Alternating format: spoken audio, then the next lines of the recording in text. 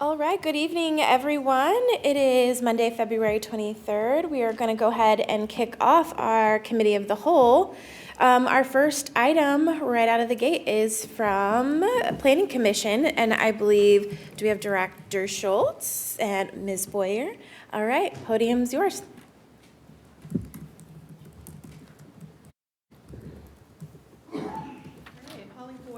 I'm honored to be here today speaking on behalf of engineering for Planning Commission waiver. The project is Academy Park. The project is abutting the Big Walnut Creek, and if you could advance the slide. So under our city code, 1113.02E, detention waiver is allowed. The development is not allowed to have any increase in runoff volume, and they're not allowed to have any increased flooding, and it also should not have any damage to the receiving stream. There's also a condition within city code that the future addition or modification exceeding the original limits needs to be looked at again if they needed to reapply the waiver. So it would be for this specific project and no future projects. Go ahead and next slide. So Academy Park is going to be removing a building. They're going to put in a new facility, ADA compliant sidewalks, some new playgrounds, a concession facility. They're extending the parking so that they have enough room for people to park at the facility, and then trails and sidewalks. So the analysis that the team provided for us shows that there's not going to be any changes to the site hydraulics after they add the stormwater pond. That's required by the EPA, but we're requesting a waiver from the additional critical storm requirements that are imposed by Gahanna on most other projects. So our staff has no objection because the analysis shows that the site hydraulics are relatively unchanged. Currently, there is no storm water at the site, and we are adding water quality per EPA construction general permit. So I guess, what questions do you have? All right, do we have questions? Yeah, I guess I have a question. Ms. McGregor. When they built Coldwell Court, there was a borrow pit that was formed. Is that still there? Coldwell Court. Right. It's the street just north of Academy Park. I see the mayor nodding. Coldwell Courts is, yes, so you know where when you turn into the park, it's the street that backs up into the northern Right. part of that park. It's Like the street adjacent to the park property? Yeah. I'm not sure. Does our design team know whether it's still there? Coldwell Court, a borrow pit? I'm sorry, I don't live in Gahanna. I'm pretty new to Gahanna. I'm not familiar with it. Okay. I have some questions, but I'm going to have to wait to ask. Actually, my husband has questions about this because I'll just say it out. He has questions about this because he was mayor when this was built, and he had questions about the stormwater downstream, some of the effects that it had, the runoff has downstream. And he's going to call Stephanie, I think, tomorrow, but he didn't have time to, he's typed it all up, his questions, but we didn't have time to get together. So that's all my questions for right now. Okay, well, I'm happy to participate in any way you need. Okay. When the questions come. Okay, thank you. Yeah. Yeah, thank you. Actually, I had the pleasure of actually meeting with Stephanie and Holly and Catherine and the team. I am very satisfied with this project. They do definitely need the waiver. The hydrology report in particular, if you go through it, definitely justifies the waiver. It's really just a timing issue, and the timing of when the peak flows and the upstream, not necessarily downstream, but the upstream flows. And there's some questions about the soils and all that kind of stuff, and it's all good. The one thing about this project is that Holly has already said is that we must remember that there's no stormwater, or there's very little stormwater control currently there. What they're proposing in the design is actually an enhancement, and it's going to actually not just control the stormwater, but it's actually going to clean the water from the asphalt, from the parking lot, and all that kind of stuff to a fair degree if it functions as it's designed. And so the creek itself is a warm water habitat. The last time there was actually a study done on the ecosystem of the creek was, that I could find, was 2016. And the bottom line of the study said that it's a stable ecosystem. And this is why you see anglers like, it's Councilman Mike Snetzer was here. He fishes religiously up and down the Big Walnut. It's also an Ohio designated scenic river. And so what the staff are proposing is actually going to protect, it's going to improve and protect that habitat in the creek. I think one of the questions he was concerned about is the less than 1% difference, because 1% doesn't sound like much unless it's in your basement. Yeah. And so that was, he was concerned about that, and some of the downstream cut bank that is eroding because of, so he didn't want to cause any more increase in that. So that was, that's not all of it, but that's kind of Yeah. So. They can certainly answer. Say that the 1% is probably within the error of margin of a modeling study. Okay. That hydrology report, now I'm sure, Do we have that? yes, Okay. it's in the legislation. I didn't remember seeing that. Okay. Yeah. So it's really gets into some of the nuts and bolts about the timing issue.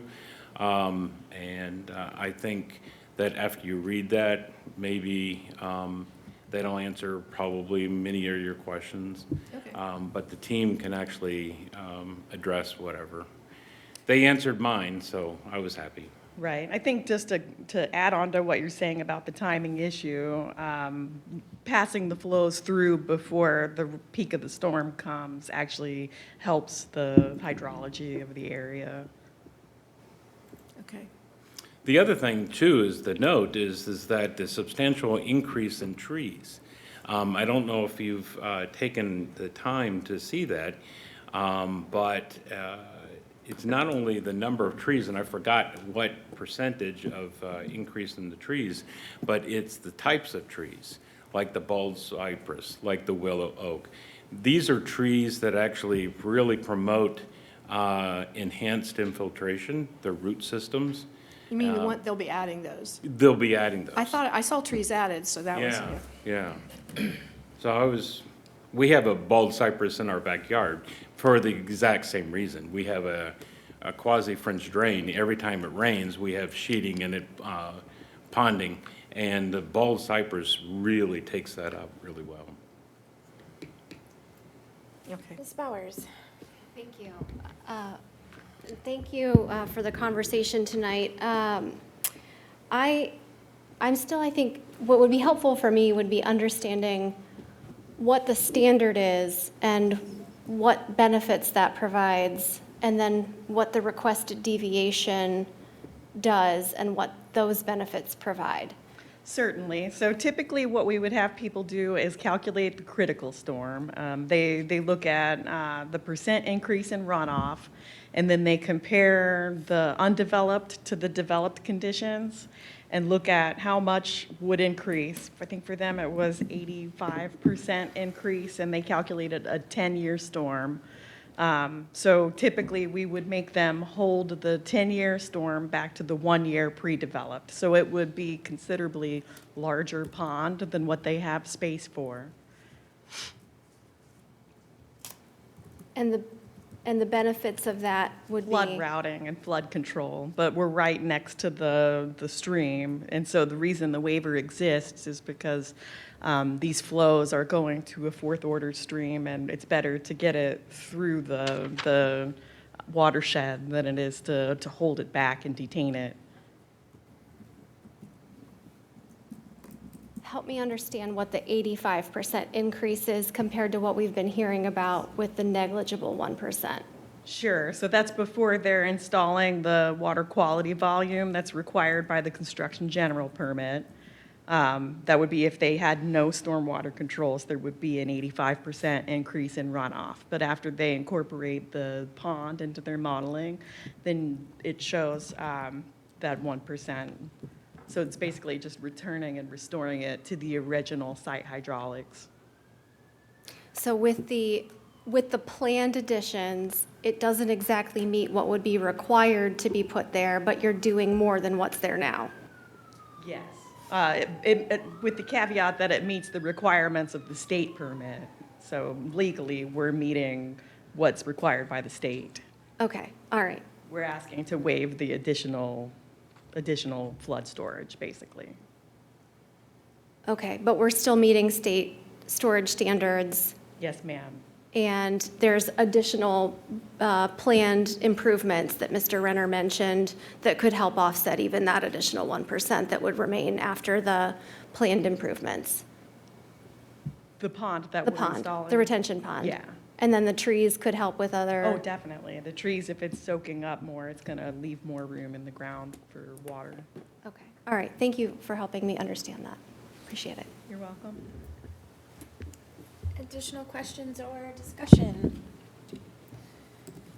All right, so this one, oh my goodness, I have my dates all wrong, would be for adoption on the 16th? Is that right? Second, it's a resolution. Oh, resolution, yep, that is right. Okay, do we have a preference for consent or I think Regular? regular agenda Yeah, because because of the questions? Mrs. McGregor had outstanding questions. Oh. Yeah, okay, so let's do this one on regular then. Thank you, Ms. Boyer. We will move on to the next items from Department of Public Safety, Director Becker.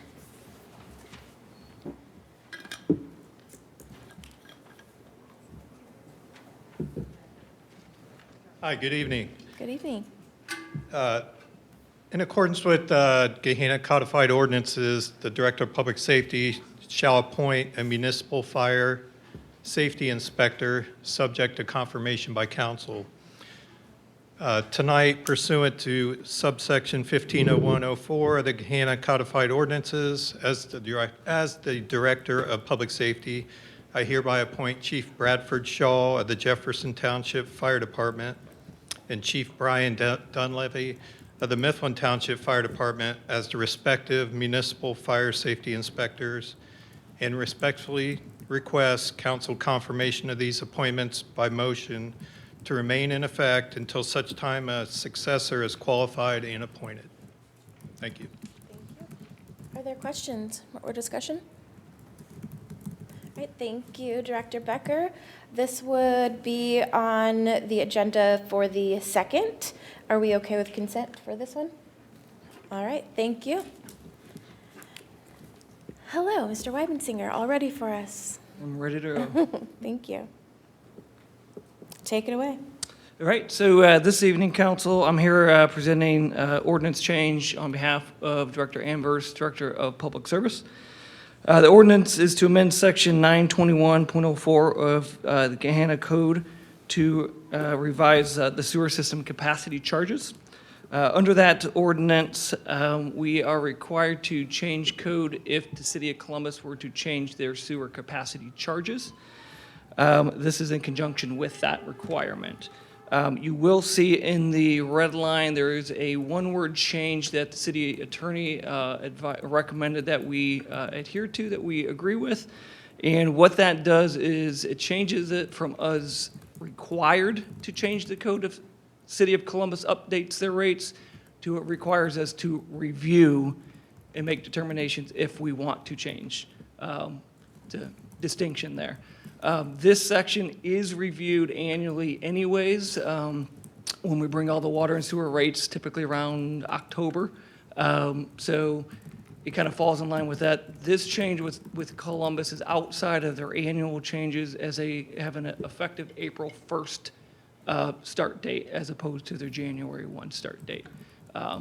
So what I'm requesting here is adjustment to the rate chart that you'll see in the ordinance, requesting that it be approved under emergency to ensure that it is in effect as of April 1st of 2026.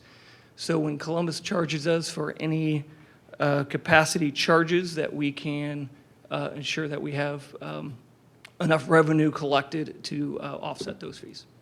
Any questions? Questions?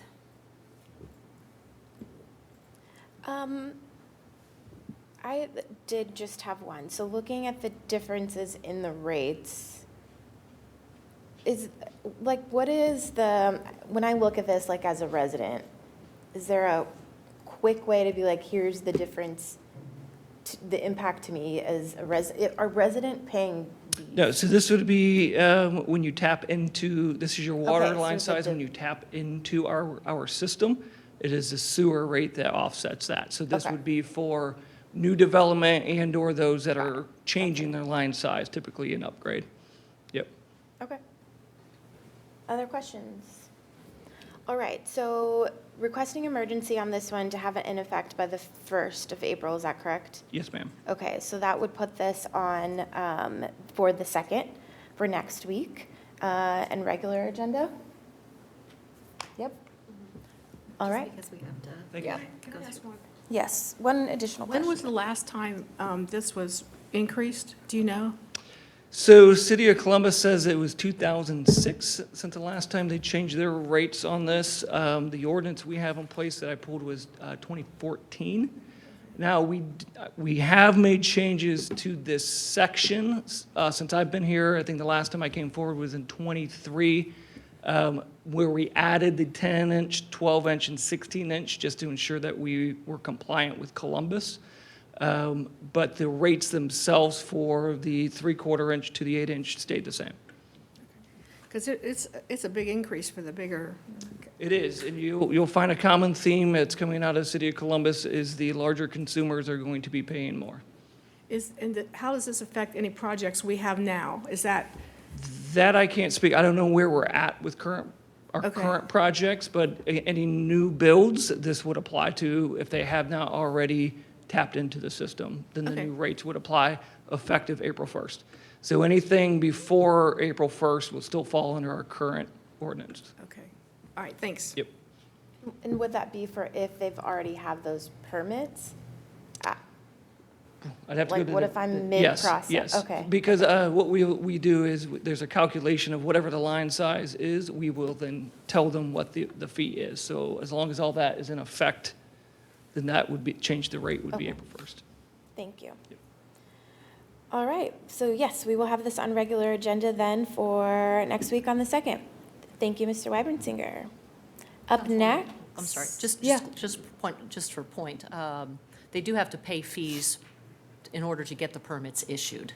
Yes. So, for your question there, they would already, and if the permit's been issued, they've already paid their fees. Got it. Okay, thank you for that clarification.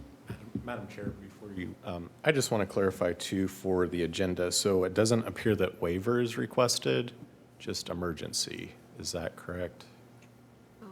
Oh, yeah. They don't need waiver if they get an emergency. Waiver meaning or a second reading on it? Correct. Yes, we could do that, as long as we do not have the 30-day wait period. Yeah. It'll still be in effect by April 1st. Okay, so then that would put this, sorry, I wrote February in all of my notes, not realizing March is next week. So that would put us at the 16th. Yes, regular agenda, 16th.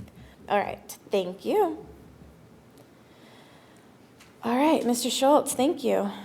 You're up. So the next item here is ODOT is looking to repair the parapet walls on the McCutcheon Bridge over I-270. That's basically the abutment that used to have a fence on it, but for some reason ODOT had taken it down. The bridge itself is actually in the city of Columbus, but the approach to the bridge, the eastern approach to the bridge, is in the city of Gahanna. So they've also asked us to pass a resolution of consent authorizing ODOT to prepare that work and then ultimately work inside of our right-of-way as well. So the administration is respectfully requesting a resolution of consent authorizing ODOT to perform this work. Just as a note, they haven't committed to a schedule, but what they've said is their hopes that it is done by September, October of this year. Thank you. Any questions or discussion? All right, since there are none, thank you. This is a resolution, will also be on the agenda for next week, the second. Consent, all right with everyone? All right, thank you. Next, we have the Turk returning, I believe. Mr. Roth, am I starting with you? Mr. Gotke, whomever? Since we spoke this afternoon, I did speak with Ms. Tamilarison. She said she has heard back from the county prosecutor. There were no issues with the way the meeting was conducted, and she said we are good to go as far as accepting what came out of the Turk meeting and keeping the abatements in place. So keeping the recommendations? Yes. Okay. All right. Director Gotke, anything to add? What he said. Ditto? Okay. All right. That is different from what he and I discussed today, but I spoke to Ms. Tamilarison afterwards. Okay. And I did as well and didn't tell you that. So Okay. now all of our circles are squared, I guess. Anyway, right, so we can continue next month or next week just as we planned. There won't be any need to alter the legislation, to just accept Turk's recommendations and continue the abatements as is. So that's for the immediate fix. I did want to introduce to you some innovations we will implement for coming up this year to prevent this situation from happening again. So this is sort of a belt and suspenders and another belt approach. So the first thing that we can do is to hold the Turk meeting here in the city. We do not have to participate in the larger one down at the county courthouse. We can do that here at a mutually agreeable time between the county representatives as well as our local folks. We could do that here on our own turf, so it's easier commute for us as well. So that's one thing. The second thing we can do is collect appointment verifications for all members. It kind of is up to the local community to ascertain that all of the members are duly appointed. So we will be collecting those via resolutions, ideally, or meeting minutes, and keeping those on file annually. And then our second belt approach would be to appoint alternates, city-appointed alternates, mayoral nominated, council-appointed alternates, so that if we end up in the situation we had this year, then we will have some alternates to slot in at the last minute. So that should take care of it, and we got some good news from the county that the legislation can continue just as it is. That's all I had. Thank you. Thank you. Any questions? Or discussions? Thank you, and I appreciate the looking forward to next year, so thank you for bringing forward suggestions and recommendations for next year. So this we postponed to a date certain, correct? And I believe we had it for this, to next week? Yep. Okay. Yes, so then that puts us at the second. And do we want this one on regular? Yes, regular agenda? Preference? Unless we want maybe just confirmation again from the city attorney that we can proceed, but I think at this point, we're probably fine. Okay. All right, so then if there is no objection, then we'll put it on the regular agenda just to have one last check with city attorney. Are we good? Okay. Thank you. Next, we have our items from Department of Finance on purchasing procedures. Director Burry, welcome.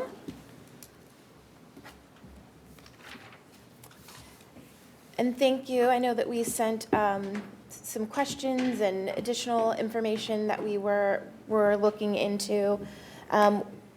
Would you like to start us out, or we can dive into what we had? I can. Maybe.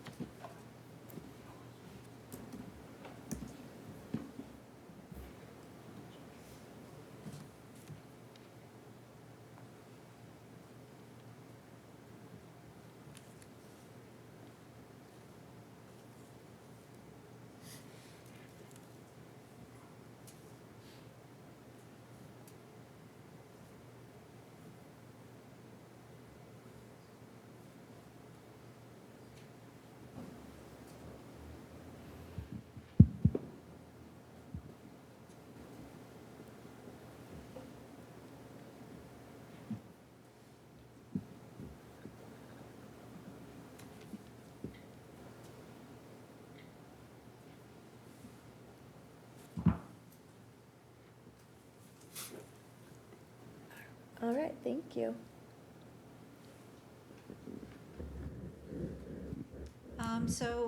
Brought up the questions that you all had, and then our responses. We emailed them, but wanted to just provide those answers. So the first couple questions were on the pre-qualification of vendors. First one was, this be for design services only, or if construction management type services would be included. It is strictly for architectural and engineering design services. And then there was a mention about the prevailing wage, but with pre-qualification, there's no cost. They're just submitting that they are qualified to do the work. So I just wanted to reiterate that when they are sending in the information, there's no cost associated with that pre-qualification. It's just them putting forward information that says that they are qualified to do the work.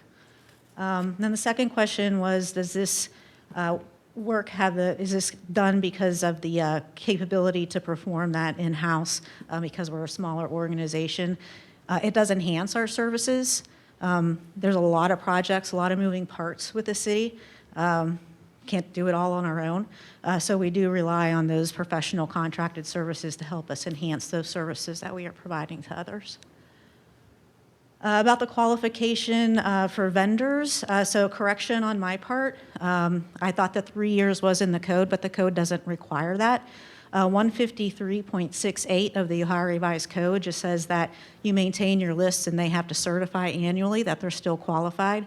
We're going a little bit further than the Ohio Revised Code by requiring every 3 years that full pre-qualification again. Next one was, could $100,000 be considered for the small purchase threshold? Again, from the administration, we believe that the $250,000 is appropriate based on the previous uniform guidance that we used.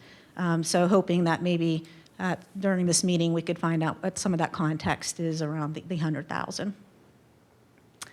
As far as sharing a copy of the federal procurement guidelines, I did attach the 2022 copy and provided a link to get to the current guidance.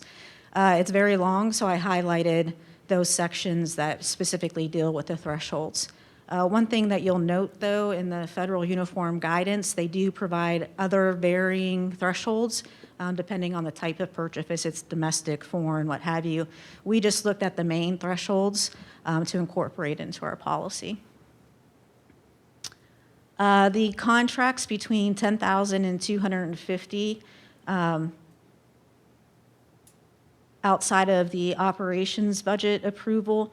So I did send that in an email also with the attachment, but also wanted to note that everything that we do has to have authorized appropriations, so everything is within that operating budget.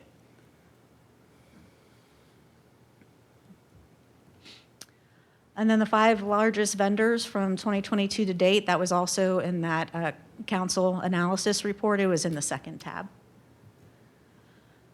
And then as far as our internal process for identifying professional service vendors and entering into a contract that is below $250,000, that is all laid out there on the decision tree based on what those proposals could potentially come back at. If we get one that's $10,000, we're done. All we need to do is open a requisition. If it's above $10,000, but less than $250,000, that small purchase, it works very similar to what we would do if we were bringing it forward for authorization to council. We do need quotes, but with professional services, we rely heavily on their qualifications too. So when we're sending out for quotes, we're asking for those qualifications. There's usually a small group that's put together to score those to find out who is the most qualified and who is at the best price. At that point, we kind of weigh the qualifications and costs, determine which vendor that we want to move forward with. That is all discussed with the mayor, who then signs the contract. If it was above that $250,000, we would bring that information forward to get that authorization from council for the mayor to sign. And I'll turn it over to Miranda to kind of talk about the reporting side and how we're going to be moving forward on that end. Thanks, Joanne. So last time we talked a lot about different reports that we can give. We've talked about it in different leadership meetings as well. So I wanted to highlight part of our Gahanna, the strategic plan that we're currently working on implementing right now. So goal 2 is to serve our community, to provide high quality municipal services that are effective, collaborative, and responsive. And on the slide, I've outlined under enhanced internal operations, the objectives for that goal section. So as we implement the strategic plan throughout this year, if you can believe it, we're not even 60 days into 2026, but it feels like maybe more than that. But we are currently working on implementing, and throughout this year, we'll be working on different reporting mechanisms the city has, such as I know later today we'll talk about the Q4 finance report and how we can utilize that report to incorporate some strategic planning reporting and other reporting, as well as throughout the budget process. So we are looking as part of the strategic plan into how we can report different items out, and there will be an opportunity where the consultant will come to talk to all of us about what kind of reporting we want to see, what kind of metrics we want to see, and how those reports will be enhanced. So we are currently working on that as well as part of the implementation. So I just wanted to highlight some of the goal to serve our community items from our community-led plan as to how we're going to be enhancing some reporting to council and the community going forward. So what you have here is based on the information that was used to create the data analysis that was sent, and looking at the varying thresholds that have kind of been discussed, and what that ultimately means as far as what you're authorizing. So at the current level, from 2022 to 2025, now these are averages over that 4-year period. So on average, at the $250,000 level, about 73% of professional service costs are being authorized, and the number of contracts coming forward is right around 12. At $150,000, it would be 79% of cost authorized, with about 11 contracts coming forward. At $100,000, you get 82% coverage, with approximately 18 coming forward. And then at the bid threshold, it's 85%, with about 29 contracts coming forward. The one thing to think about, some of these are continuing contracts, but they're still included in the count as being authorized, even though they have the auto renewals in them.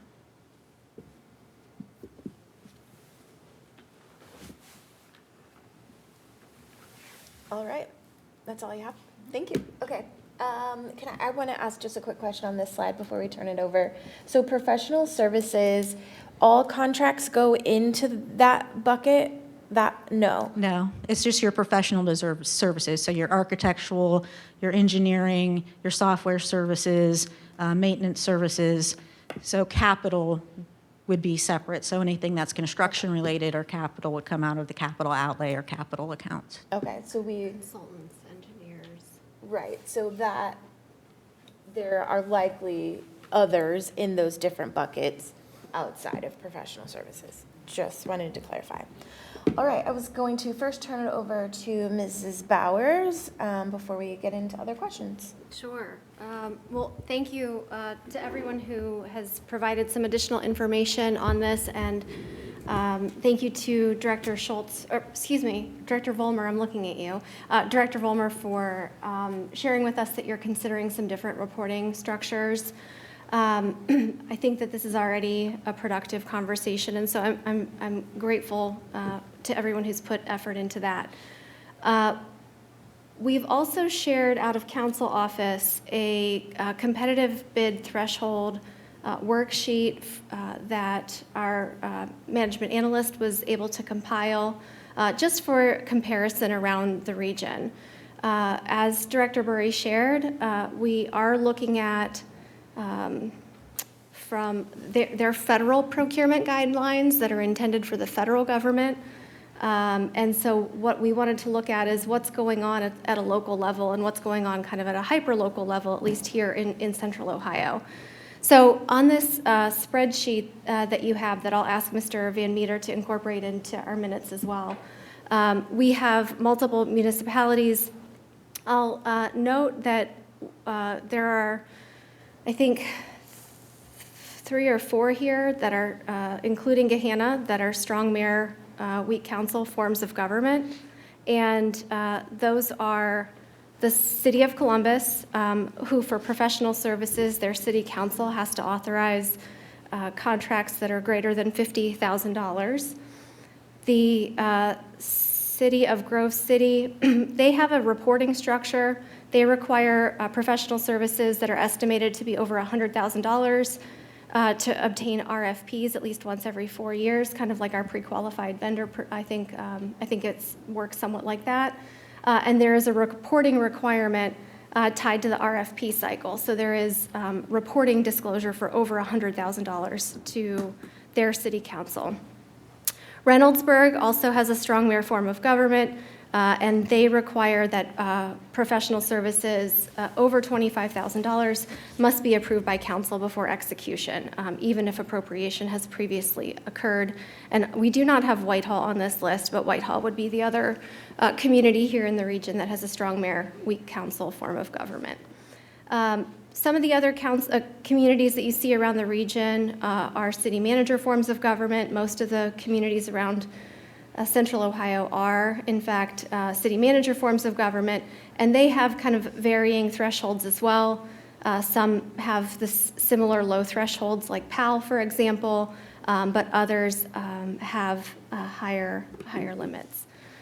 So I think that part of the conversation, and I wanted to call out also that one of the requests was for kind of an aggregation. I didn't initially ask for an itemized list of services over $50,000 limit, but I'm grateful to the Director of Finance for providing that.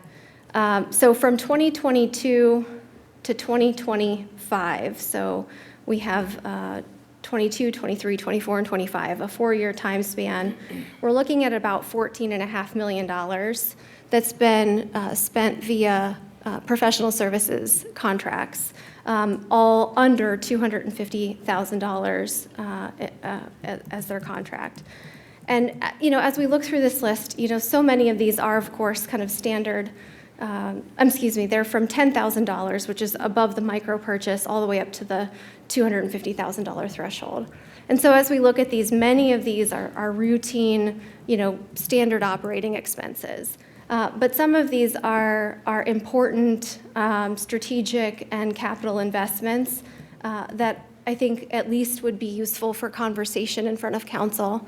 And it sounds like the administration's on the same page as we've been continuing to build out structures that allow for greater conversation and also improving transparency pursuant to the strategic plan. Just one point of clarification, the list was the amount that the purchase orders were open for, not the actual cost. So actual costs will vary depending on how far in the scope we go, how many years of a contract it is, so on and so forth. So just for clarification, those were how much the purchase orders were open for, not necessarily how much was spent. Would you be able to provide us the current year to 2022 to Well, I 12/31. focused on purchase orders because when we do award the contract, it's open for the full amount, so that was an easy way to grasp that. Sure. So thinking about, if we open up, let's say for IT services, and we're estimating that it's going to be, a 10,000 renewal notice, but something comes along or we decide to change and now we're only going to spend half of that. So it was just to capture what those original contracts or services were quoted at versus what was spent. It was just an easier way to analyze the data. And that's actually more relevant to the conversation too, because at different thresholds, you're looking at council action for the contract value, not necessarily the spend. Correct. So truly, this really is a more relevant reflection. So thank you for that. So, Ask a quick follow-up? yes. Thank you, and thank you all very much, appreciate it. Just quick follow-up on that vein. So when I buy something through the county,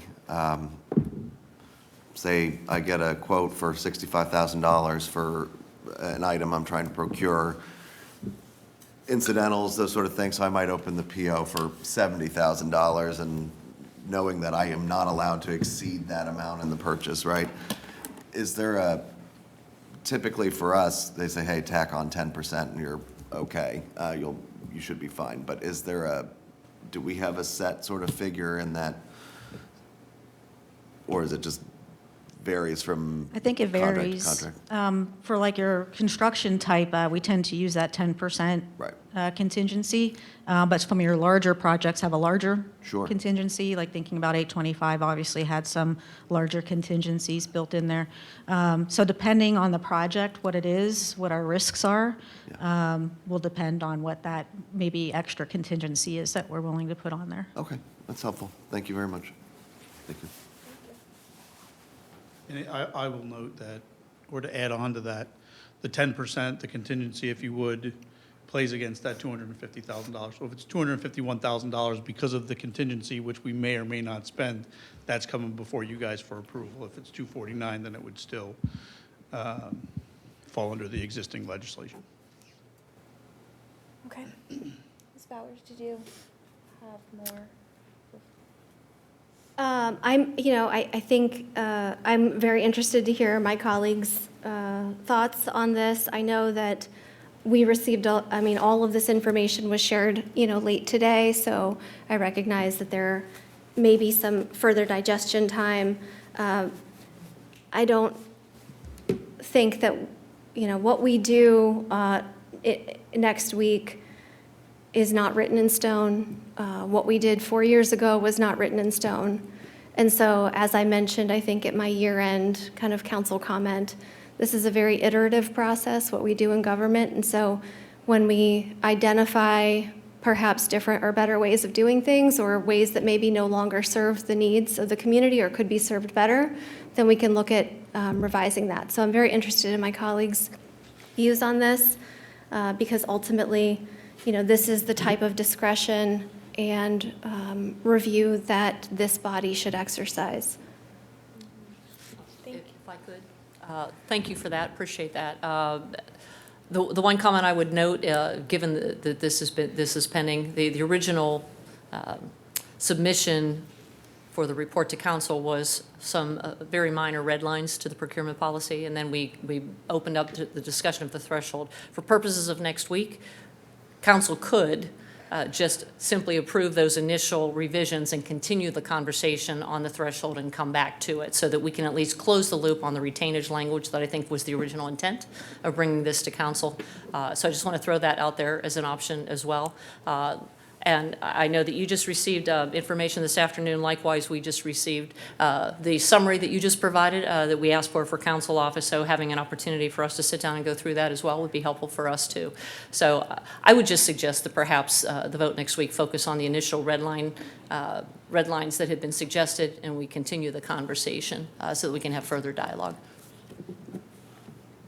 If I could just point to the screen and just recognize that we do have some other city limits up there. We have some other city limits up there which can be compared against what Ms. Bowers and Ms. Hilton put together.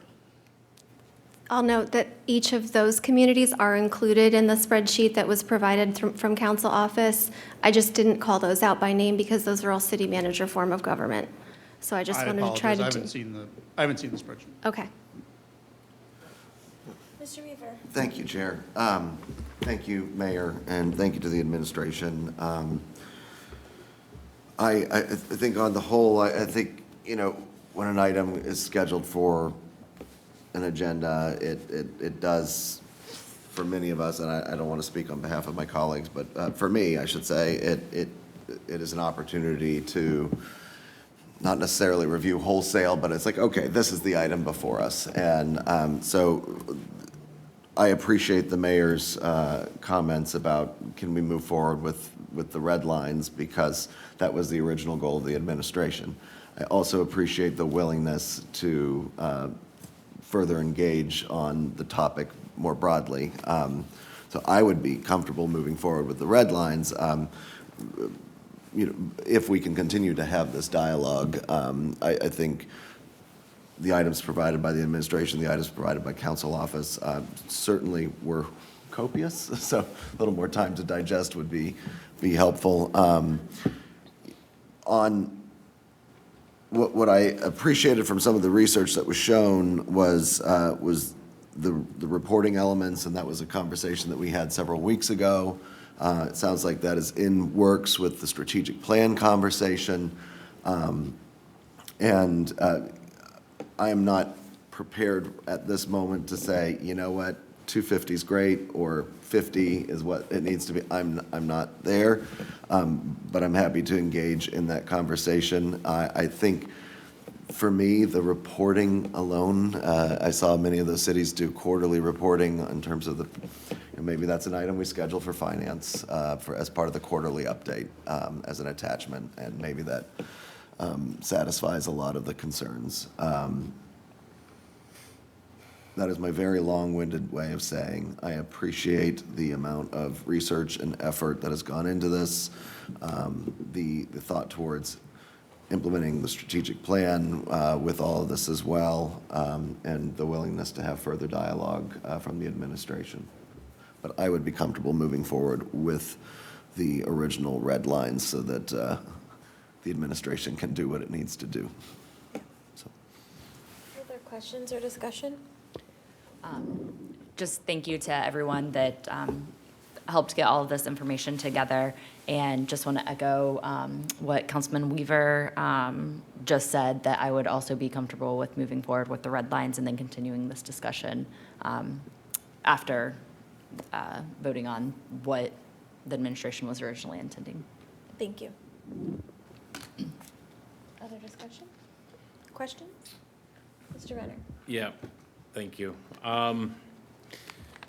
So I talked a little bit about this at length when this first came up, and I think Councilman Weaver and Councilwoman Padova actually make some really good points, in that maybe we should consider moving forward with the red line version. But procurement thresholds, and I'll say this again, just for everybody's edification, that procurement thresholds are not simply an administrative tool. They determine how we steward taxpayer dollars. And one of the points that I was really trying to drive home last time is, what is the community value? I hear loud and clear what is the value for staff. I see data. I understand it.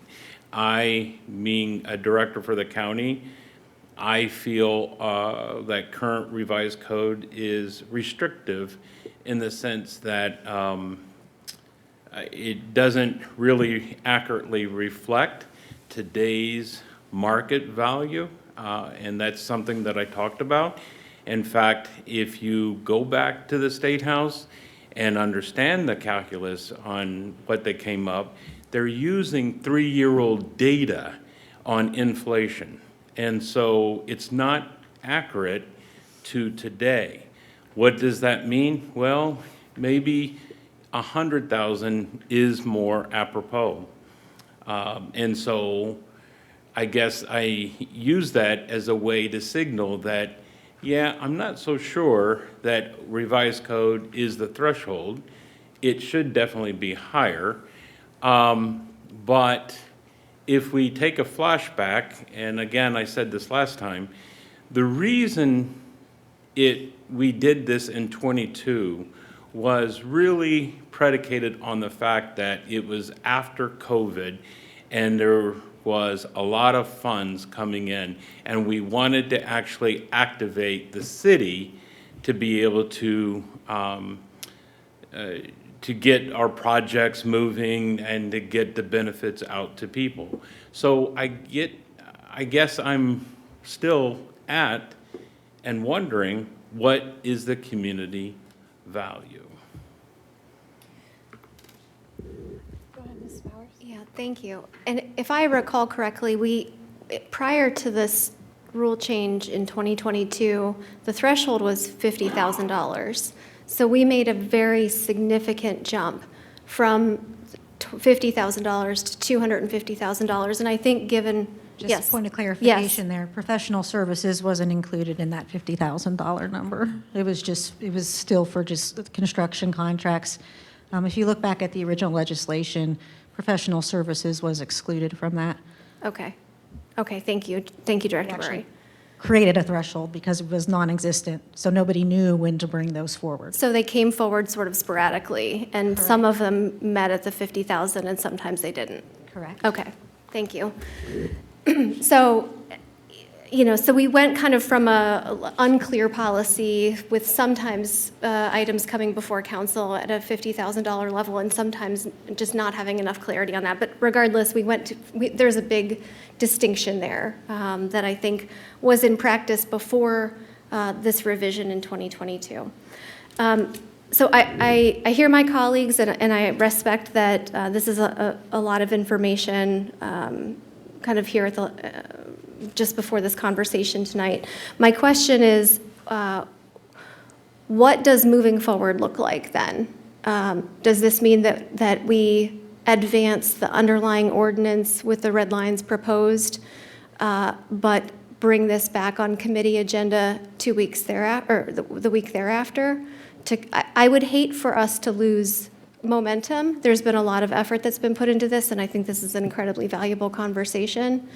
But I also understand that the administration is working with Planning Next to roll out strategic plan implementation as well. So I just don't want to lose sight of this conversation because it was a long time coming, and I'm glad we're finally having it. And one of the goal to the A16 there is to streamline procurement and financial practices, so we can all prioritize that. Sounds like you want to prioritize that. So as we're building out the implementation in the next few months, we can certainly keep that on the immediate category, like it's 0 to 3 years timeline. But I'm not, I mean, correct me if I'm wrong, Miranda, but like, I don't know that in 2 weeks' time and even a month's time that we're going to necessarily understand what Planning Next No. proposes as far as reporting structures and No. those types of things go, only because, I mean, we went over a spreadsheet today, it has 300 lines on it and variety of different goals and objectives and so on. So I think if we're talking about a threshold, I think a threshold's a little bit different than how we talk about reporting and those types of things, right? We have to assess and analyze exactly how the quarterly report, right? Joanne's given a quarterly report here in a couple minutes. How those are being utilized, how can they be enhanced, like not throwing the baby out with the bathwater, if you would. And really truly doing or having a much deeper understanding of exactly what it is that you folks are asking for. as it relates to some of these things. I know that some of the conversation has been had, the CIP as a good example, right? There's project sheets in there which should indicate to you folks exactly what we're going to plan on spending on design and on construction management, on construction itself. And those for each disparate project, those numbers are in there. Are they set in stone? No, not necessarily, but from a budgeting standpoint, that's kind of large part what it is that we're talking about. Is that approvals? No, that's not approvals. But I think what we're talking about on this side of the table would be not just for you folks, but even for internal folks on our side, understanding how we collect a variety of different plans and a variety of different parts and pieces of information and report on that out appropriately. And that's not an easy task for us to just turn around, in short order. Could I ask just a sort of behind the curtain question about finance and accounting? The 320-line spreadsheet that Mr. Schultz just referenced, I mean, is that an export function out of your accounting software? Oh, no, this is for the strategic That plan. was for the strategic plan. So those are all the various actions within the strategic plan, nothing to do with. Okay, I'm sorry, I thought you were talking about a 300-line spreadsheet, meaning the... No, we have a comprehensive strategic plan that's going to require energy from I understand that, a large too. part of this contingent here. Okay, yeah. so my question is not related to the 300-line document that Mr. Schultz said, but the 300-line document that was provided to council this afternoon. So this document in particular, is this an export function out of your accounting software? Correct. Okay.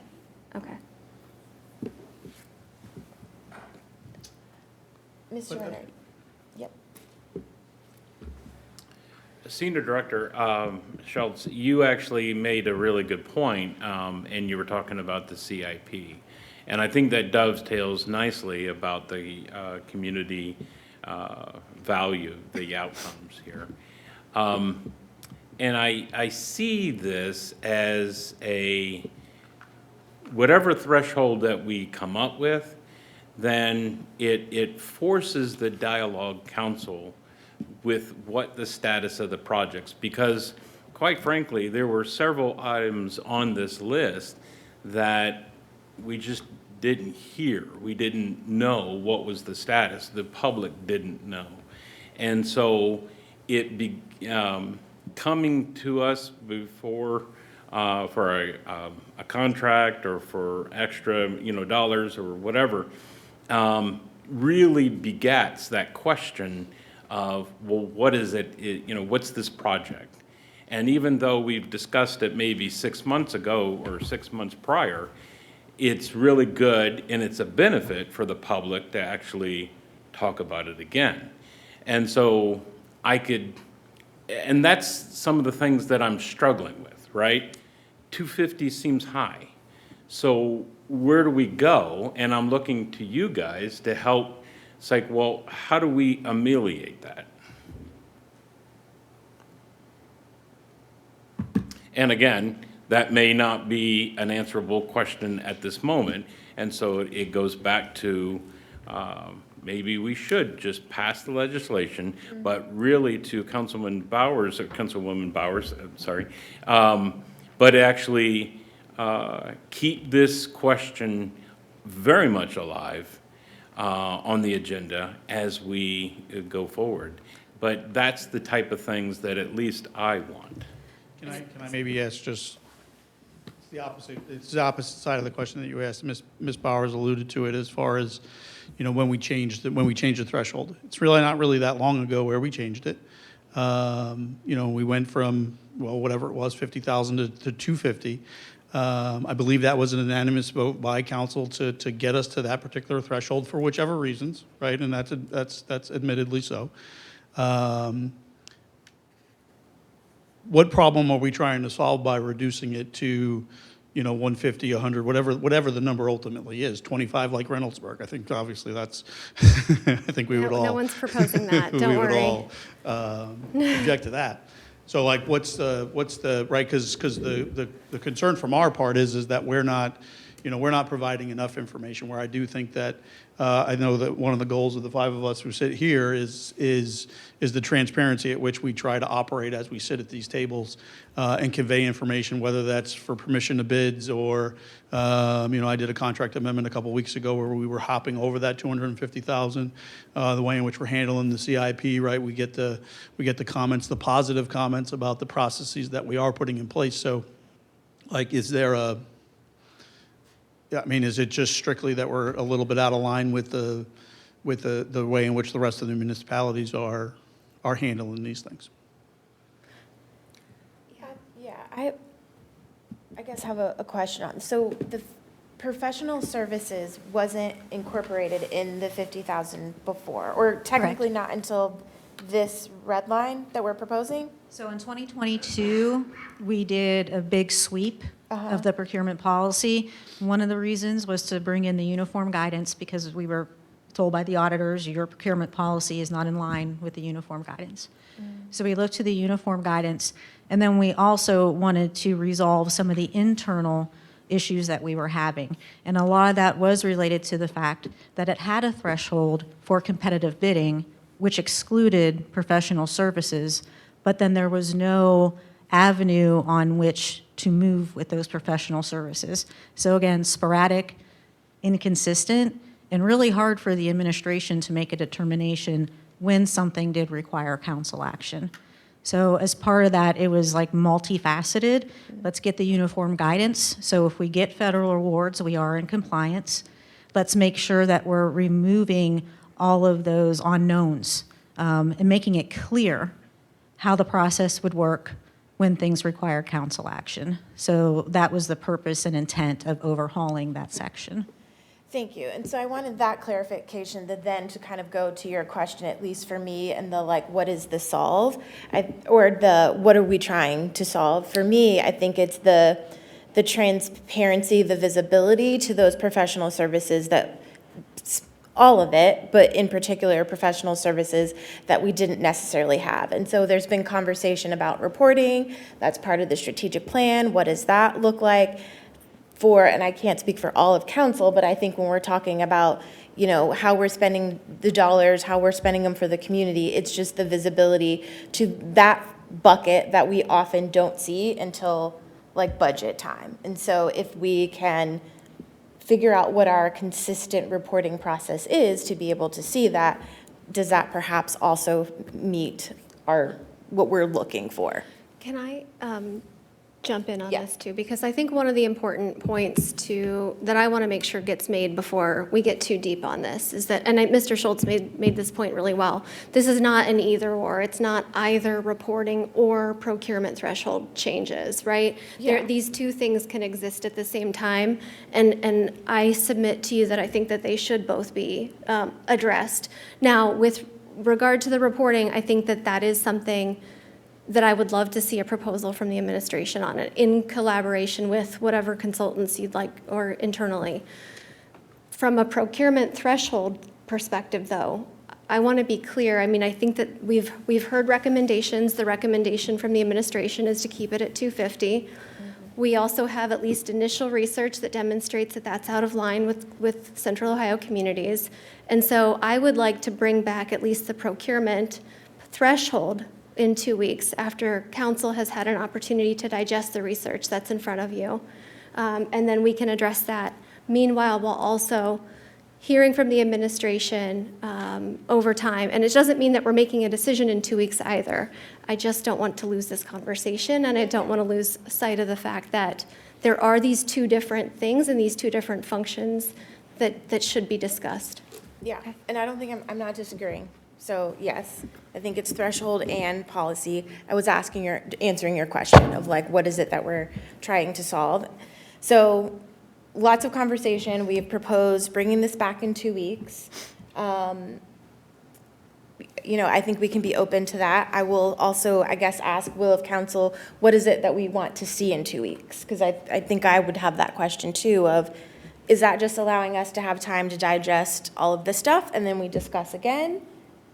Yeah, so the way I would, I guess, envision it looking is that we can keep it on as a discussion item versus it being drafted into a new ordinance, that we advance the ordinance as proposed to second reading next week, and that there remain a discussion item on committee agenda.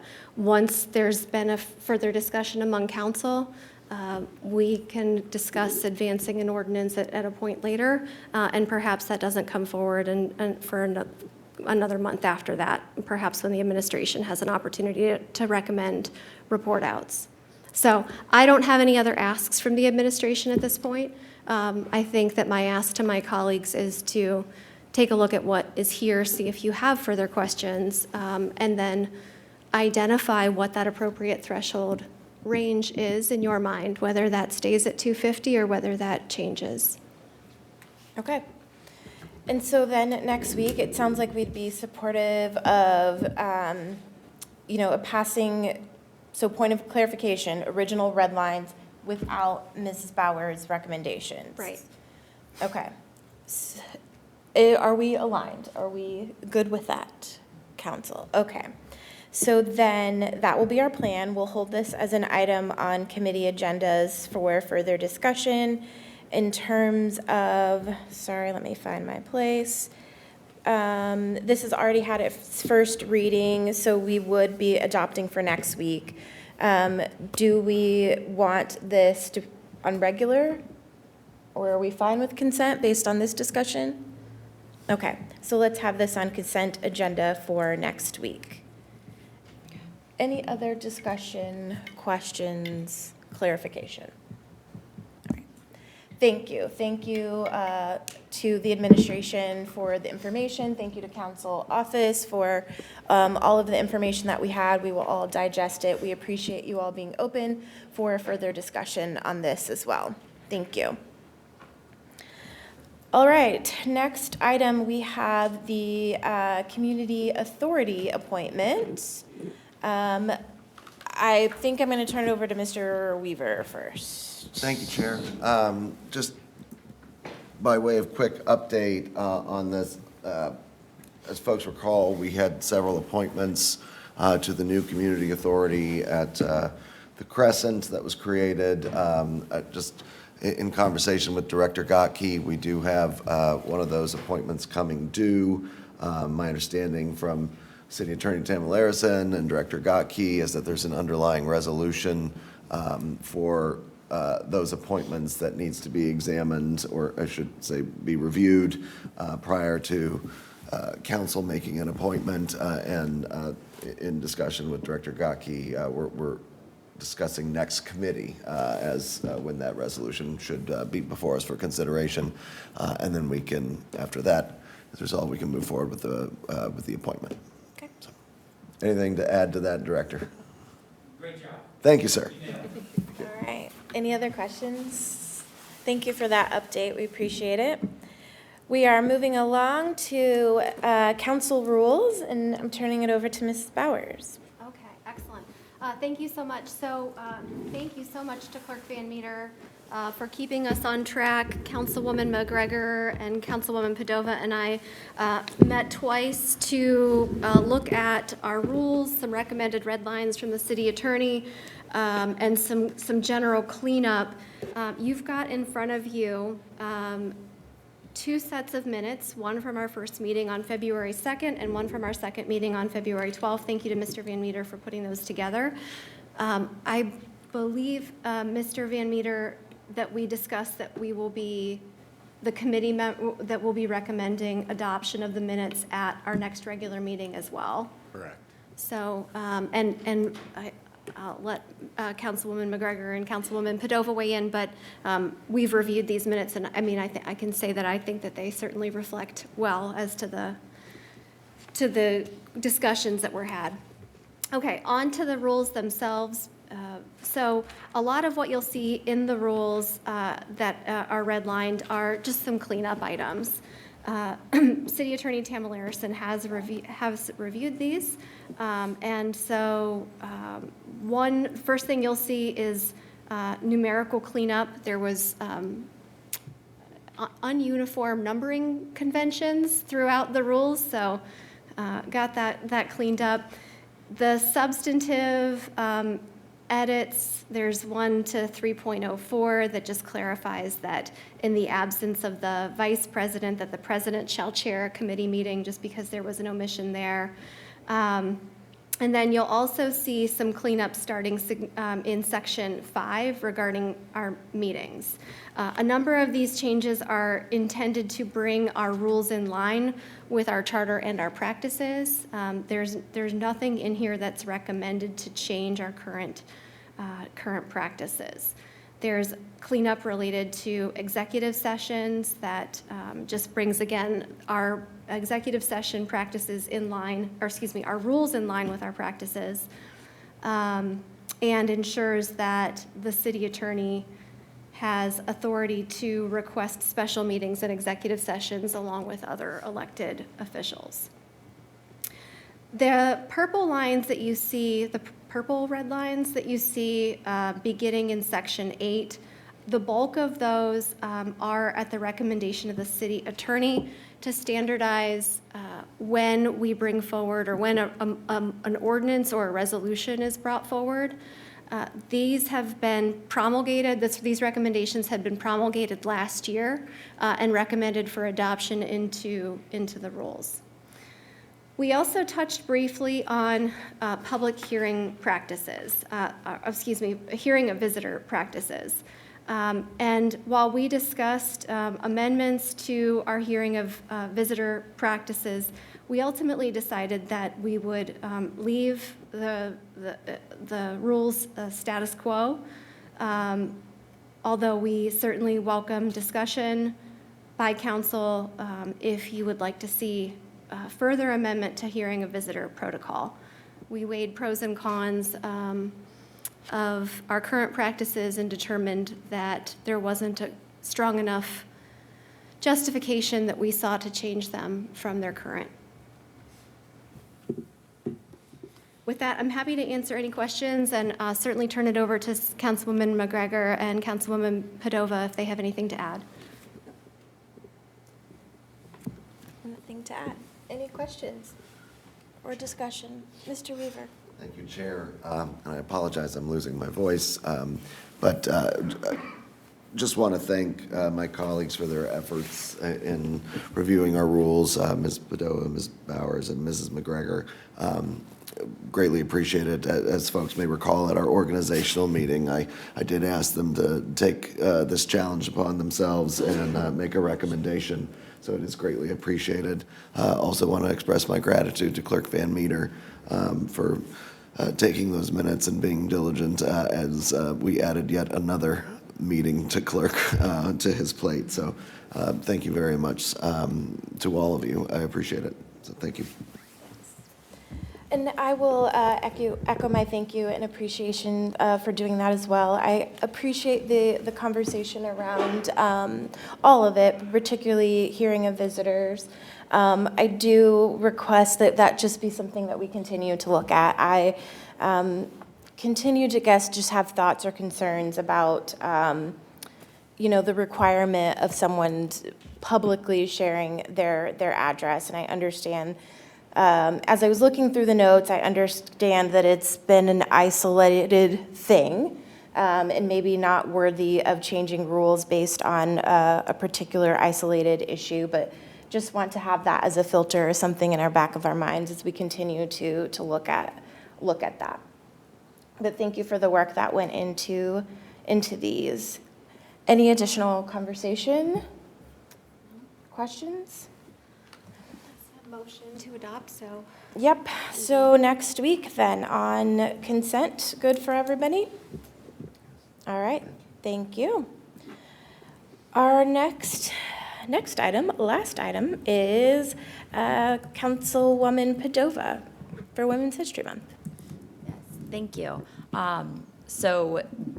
Before you is hopefully a joint resolution proclamation for Women's History Month, honoring Laura M. Fisher, the first councilwoman elected to serve on the Village of Gahanna Council in 1921.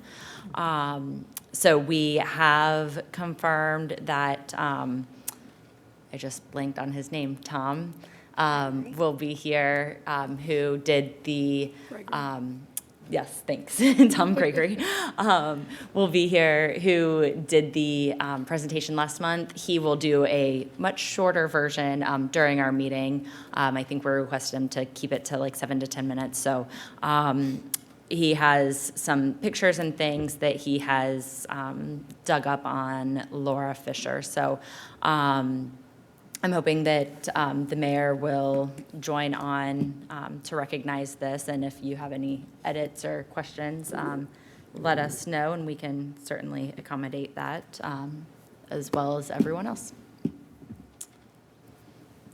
All right, any questions, discussion? Thank you, Councilwoman Padova, for bringing this forward, and look forward to seeing all of the, I'm sure, very cool information Mr. Gregory has researched and pulled up for us, so thank you. We'll have this next week on our consent agenda. Are there, oh yes. Sorry, go one ahead. other thing. We have also invited her granddaughter-in-law. Got it. Who still resides in Gahanna. So Oh, nice. I believe that she will be in attendance as well. Excellent, thank you. Sorry about that. No problem. All right, on consent for next week, thank you again. That, if there be nothing else, that brings us to the end of our committee meeting. I will turn it over to Mr. Renner for finance.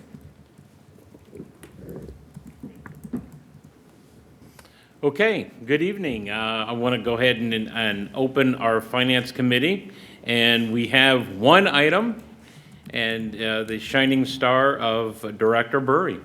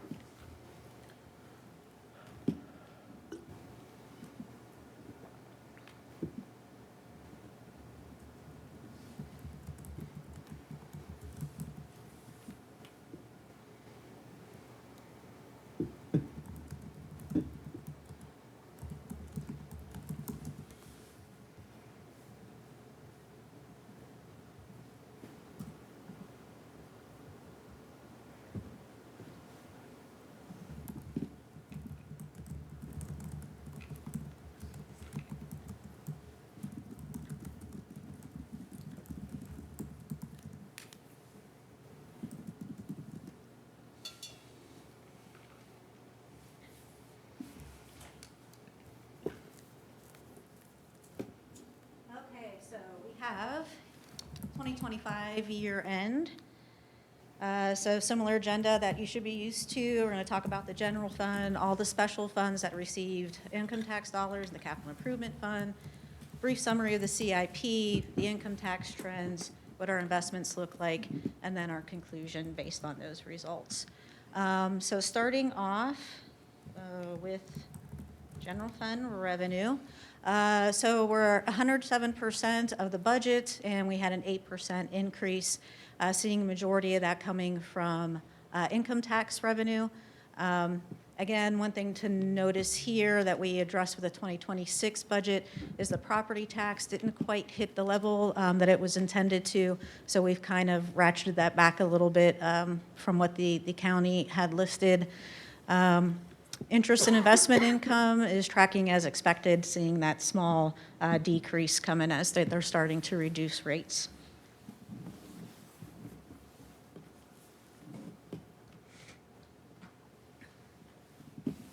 Moving on to expenditures, we're at about 76% of planned. When encumbrances are included, we are at about 89% of planned. Compared to last year, we have an increase about 20%. Those increases are driven mainly by salaries and benefits and contract services. Contract services, the big part there is the $5 million that was approved for the CIC, for the Creekside redevelopment. And salaries and benefits are those staffing, those positions, getting those items filled, and those known increases that we knew that were going to be coming.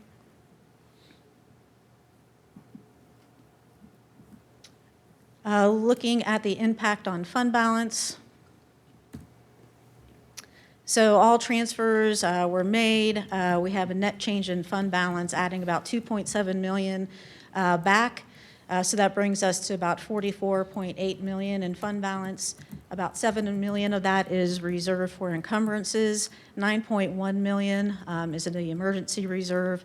So that leaves us with about 29 million of unreserved fund balance. That equates to about 11 months of operating, well above that 2-month required by policy. And that 11-month does exclude that one-time expense to the CIC. Any questions on the general fund before I move on?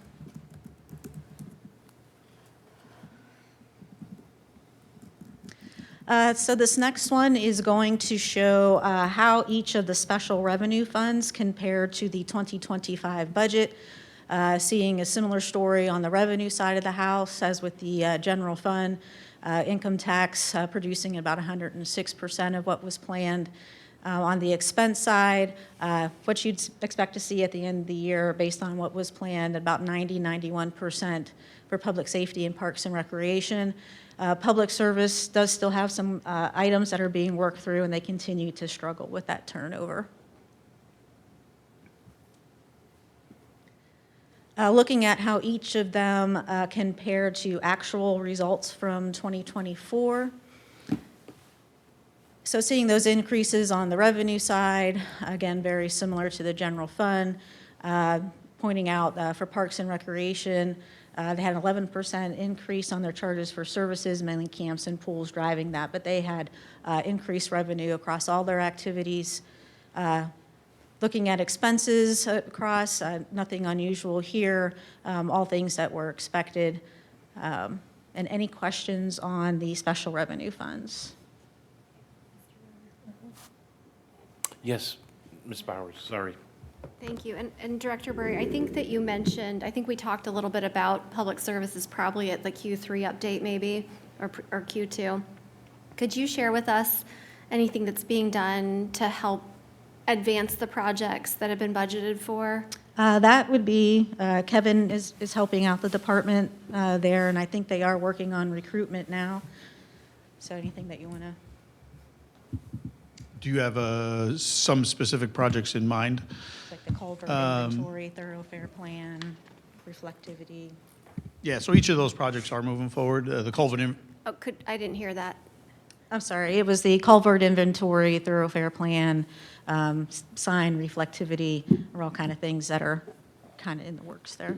yeah, sign reflectivity, I believe that, correct me if I'm wrong, that money would have been returned at the end of 2024. But the culvert inventory, that's, I believe there's a draft. Holly has, the woman that was here earlier, she has a draft of the culvert inventory. The comprehensive transportation mobility plan continues to move forward. There's been a little bit of a delay with Ms. Page and Tom both leaving the department, but we had a good meeting today as it relates to some of the policies that relate to that particular plan. So that should be moving forward. I want to say that that's on. I'm probably going to misspeak. I think that they're still planning for an August-ish timeframe for. Correct. Right? Is that what I heard today? Correct. August-ish type timeframe for approval. Obviously, there'll be presentations and such before we seek approval on that particular plan.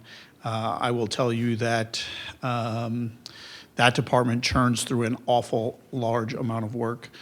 From capital projects to from the largest to the smallest, whether it's a short sewer line extension to our annual street and sidewalk program, right? And I think part of the challenge, I mean, I'll be honest with you, I think some of the challenge with retaining staff in that particular department is the volume of work and the expectations that are placed on them because of the CIP and the backlog of deferred maintenance and such.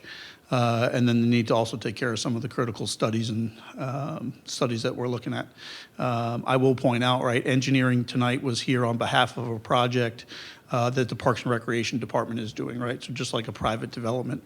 So all the private development that you see throughout the city runs through that particular department for permitting and such. So while sometimes it may appear that things aren't maybe moving as quickly as we'd like, sometimes I feel that same exact way. The amount and level of work and the level of professionalism that the folks that serve in that particular department display is top-notch. So I think if I understood what you shared with us, that in order to address the gap between what's being budgeted and what's being able to be spent or executed, that there's going to be additional hiring that's going to, obviously there's been some turnover, so there's additional hiring that needs to be done. It also maybe sounds like we've perhaps set aspirations a little bit too high, or we've set a pace that's maybe not sustainable, so will we be revising that in the CIP? I think it's obviously something that it's a very reasonable question. We ask that question all the time. I think one of the things to keep in mind is that it's like 825. I'll use that as the example only because I'm most familiar with that. That's a project that we've now been working on for 3+ years not because of its size and scale. Yeah, that's part of the reason. But projects are hard. The Academy Park waiver that Holly was here presenting this evening, right? That's a, I dare say, a 2 or a 3 year long project. And that's not because of the capacity of the particular department, despite what I just said, right? That's a factor. But projects are difficult. They go through multiple iterations, like we were talking about with Mr. Renner this evening. There's different design challenges and such that come up. So oftentimes it's not a straight line. Yeah, I wish that, even the street and sidewalk program isn't straight line. Right, White Swan today. We hear on White Swan they need to lower the gas lines on White Swan, and Columbia Gas comes back and says what we designed is unconstructable and we need to pivot. Right, so now all of a sudden in the field we have something that's ready for bid, and actually I think it's actually out for bid. Right, so now all of a sudden there's a curveball. So construction schedules get extended and so on, and the unforeseen. But that's also sometimes that's the nature of construction. Yeah, we'll make our adjustments where necessary. We'll make our adjustments where necessary to answer your question more directly. If I could also. Capacity is a very large part of our budget discussion. I'm sorry. Capacity is always a large part of our budget discussions with the departments when they bring forward, asking, do you really think that you have the capacity to do these things? And we try to adjust as appropriate. Thank you, Joanne, because that's what I was going to add. We go through at least 4, 5 different meetings throughout the course of the budget cycle, starting in July. And those are questions that we put each department through when they come through us with what they want to plan and what their projects are. Sometimes we make them take things off the plate, but we have those discussions at length. And as Kevin said, things happen. Things happen. Project doesn't always go the way you think. A project that should be straightforward all of a sudden is extremely complicated. Somebody leaves. There's a multiple factors that can go into affecting the timeline of a project. That doesn't mean that we're over capacity. It just means things happen and we have to adjust.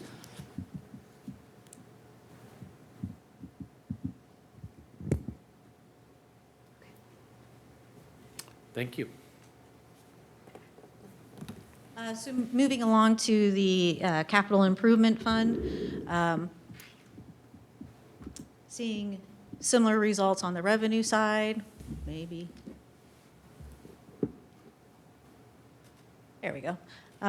Seeing the income tax performing the same as the other funds. We're at about $43.4 million in expenditures, seeing a 92% increase. A lot of that is for the work being done at 825.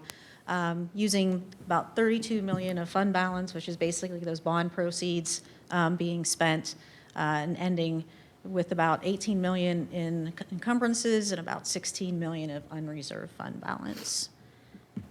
I'll just go through the project lists very quickly, just see if you have any questions before we move on. So this is your summary by project, reflecting what that $45.9 million was spent on, and the related $30 million in outstanding encumbrances. And this is across all funds, not just the Capital Improvement Fund.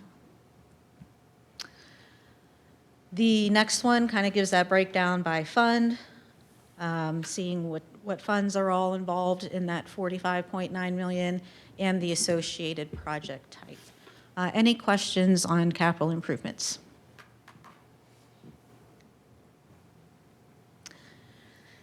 So income tax is going to be the same story that I've been telling for all 4 quarters. We're seeing those net profits come in a little bit higher than you would anticipate. And withholding, so we originally anticipated a 5% increase. That's where we held steady. Now we're in Q4, a little bit of a slip, about 1%, but that could be, based on timing of when some of those new businesses came online late in 2024. So kind of seeing that true comparison. So again, reminder of the net profits. That could be a combination of things. They're allowed to carry forward profit losses for 5 years. They could be changing their operational models. Could be a number of things. So it's very hard to kind of pinpoint where that is. On the individual side, we had those large earners, and we'll know more after the first quarter of 2026, what's sustainable and what is going to trail off. We do base the income tax projection solely based on withholding, as that is the most predictable. Based on what we know is coming online, we don't always know what's going offline. So we had planned on that 4% or 5% increase going into 2026. Any questions on income taxes? Looking at investments, again, we kind of talked about interest revenue, seeing that 2% decrease from last year as we're seeing those small rate reductions happen. Last one was another 0.25% in December. Inflation is still being stubborn at 2.7%. There's no indication of any immediate rate cuts, but there probably will be at least 1 or 2 in 2026, depending on what happens with inflation and the job market. But nothing out there estimated at this point.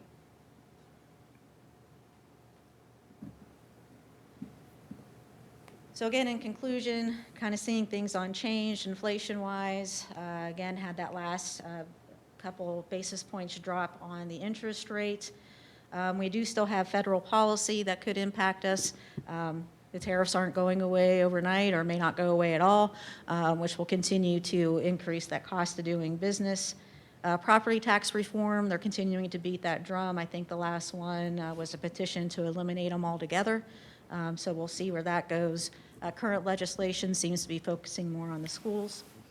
As we talked about earlier, during procurement, we got our Gahanna, very exciting getting that up and running and implemented this year. And then we're just continuing to see that economic growth come into the area. Any questions?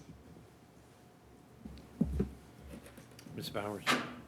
I have one, and maybe maybe it's late on a Monday, but on the income tax slide where you divided out 1.5% and the 1%, is that pre-issue 12 and post-issue 12? Is that what that's intended to reflect, or? Correct, because 1.5% goes to the general fund, and then the 1% is spread across the 3 special revenue funds and the capital improvement. Why would they grow at different rates? Because there are still some old tax items that are coming in that are only subject to the 1.5%. So like delinquent? Correct. Okay. And then you have the newer that are coming in. So it just depends on, Okay. if it's all new or if there's still some old stuff. As we kind of move through the years, those become more and more tight and more in alignment. That's why when you kind of see the breakdown, you would expect to see an exact 60-40 split, but you don't. It's like 61-39. Okay. Because there is still some of that old stuff that's still churning through the system. All right, thank you. Thank you. Any other questions? All right. Thank you, Director Burry. And that concludes Finance Committee. Thank you.